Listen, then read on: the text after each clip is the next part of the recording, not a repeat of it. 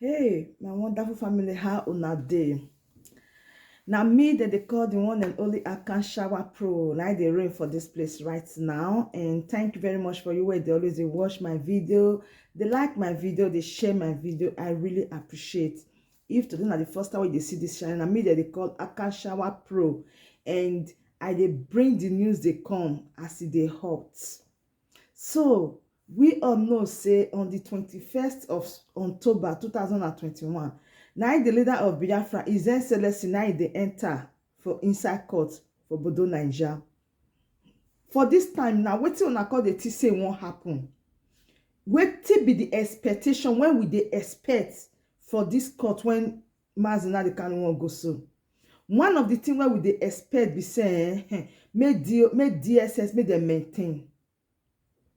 Make them maintain and make them make sure say they transfer am from that DSS office or facility to place where be say people go fit dey reach am. In fact, we dey expect freedom because e no get wetin e do. Yes, people dey when be say they expect freedom. They expect say make Nigeria government free am, make e go. Now be some of the things where be say we dey expect, and we want to use this opportunity to talk to this DOS with everybody when they in leadership. This time na time where be say we go dey speak in one voice. So this time not be the time we say we go dey do saga. This time na time we say we go dey pray, and we dey expect a lot. Yes, we dey expect a lot for this particular time when be say Mazi Nnamdi Kanu wan go court so.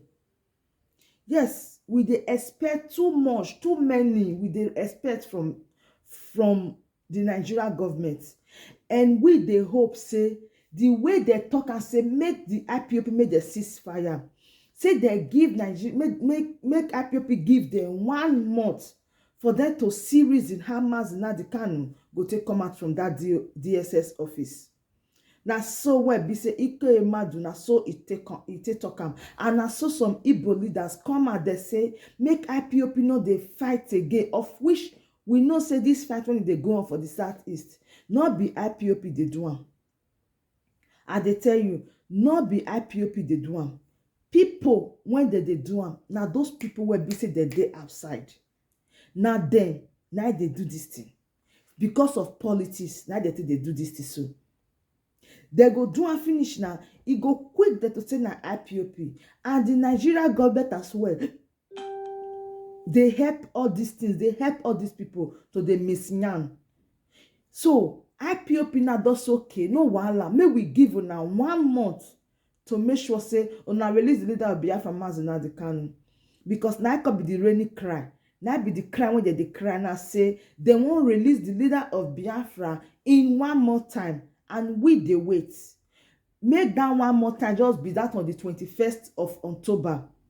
In fact, make the pipe low, make they arrange themselves the way they suppose arrange themselves, because wetin won't happen so for that 21st.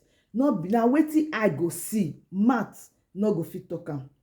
We believe say Mazi Nnamdi Kanu go free because he be innocent man. And again, the people when they call themselves this Biafra, so they need to also they work together. Because if unity not there, everything goes scatter. If unity not there, who won't look you? If unity not there, you go they talk about the waka pass. Now, we they give them 1 month to release the leader of Biafra, Mazi Nnamdi Kanu, because now waiting they talk. They say make IPOB ceasefire. They say the agitation and they don't know that because of the leader of Biafra that make this sit at home and everything they happen. Say so make them relax so that they go take their time, they see the way they go take deal with Nigeria government or talk with the Nigeria government, make they release the leader of Biafra. To me, I know that they know what they do. Yes, the way they take cash am, the way they take kidnap am, now the same method they go see Torah to make sure say they see how they go take free am. You not pass that one. Now the cocoa now be that one. So now wetin me bring for my family be say we dey expect a lot on the 21st of October. We dey expect say that 21st of September say make Mazi Nnamdi Kanu make e regain freedom. Now be wetin we dey expect. Honestly na him be wetin we dey expect. We no dey expect anything more than that. We dey expect say make dem give am chance make e free because e no get wetin e do. If e get wetin e do una make una talk am. Omo, that court that day go catch fire. Na wetin me don dey see, na wetin we don know be that. That court e go catch fire. If they like, make dem say make Emena no go inside there. If they like, make dem start to dey arrest as they dey arrest before. Make I use this opportunity advise this Nigeria government. You see that October 21st, make una no even think as una wan arrest anybody.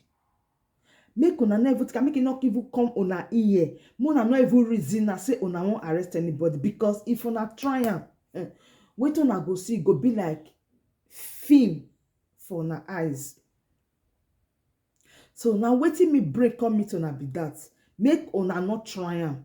Make una no arrest anybody. Make una allow the leader of Biafra appear for court the first place.